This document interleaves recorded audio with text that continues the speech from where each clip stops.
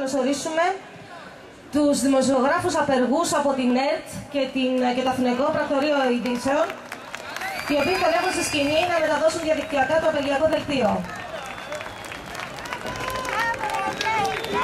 Καλησπέρα!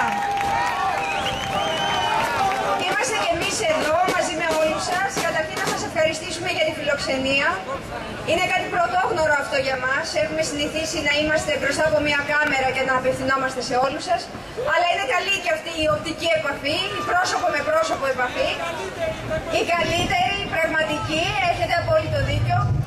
Είμαστε χθες, είχαμε 48 ώρες απεργία. Έχουμε πάρει απόφαση, κλιμακώνουμε με κυλιόμενες 24 ώρες απεργίες, αρχής διανομένης από σήμερα. Υπάρχει αυτό που λέμε, δεν βγαίνουν δελτία ειδήσεων στην ΕΡΤ, δεν βγαίνουν δελτία ειδήσεων στο Αθηναϊκό Πρακτορείο, γιατί υπερασπιζόμαστε το ρόλο μας ως δημοσιογράφοι. Απαιτούμε την υπογραφή συλλογικής σύμβασης, λέμε όχι στην καταστρατήγηση των εργασιακών μας δικαιωμάτων και αυτό ακριβώς κάνουμε.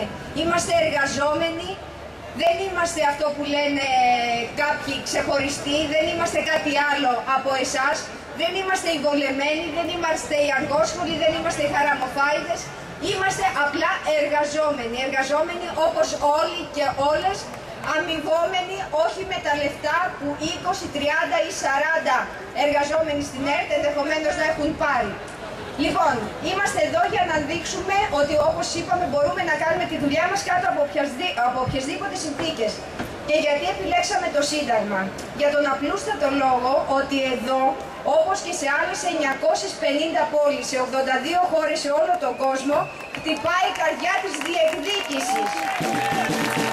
Μαθαίνουμε ότι αυτή την ώρα, αυτή τη στιγμή, 10.000 διαδηλωτές πολιορκούν το γραφείο της Καγκελαρίας στη Γερμανία.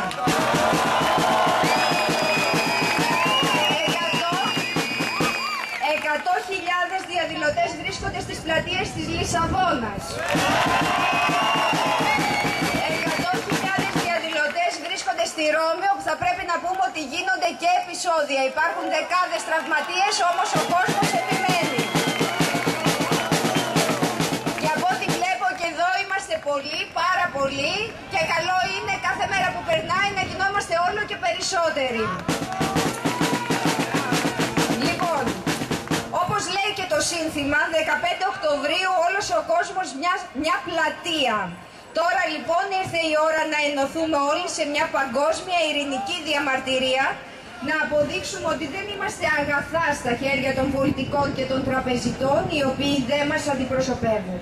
Διαμαρτυρόμαστε ειρηνικά, το τονίζουμε αυτό, ειρηνικά, θα μιλάμε και θα οργανωθούμε μέχρι να μας ακούσουν.